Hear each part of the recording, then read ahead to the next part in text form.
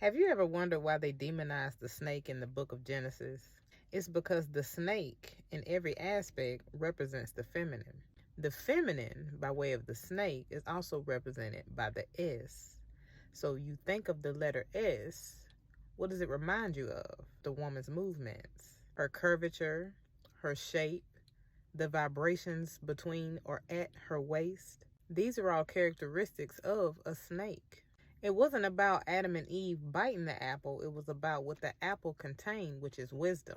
Because God, after all, created good and evil. And that evil isn't to be thought of in a negative sense. That evil, or Eve-el, is the electric form of Christ consciousness. So in the book of Genesis, when the apple was bitten, this was symbolic to a form of enlightenment.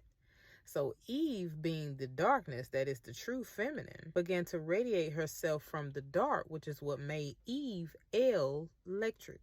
And in this case, we know that electricity is just light, which means that this Eve-el is necessary in order to activate your divine sight. So if it wasn't for this serpent, that is her kundalini energy, Eve would have never gained this insight that allowed her consciousness to be. So the snake was essentially demonized as a benefit to the patriarchy, because what they don't want us to know is that the sensuality that feeds our wisdom is authority.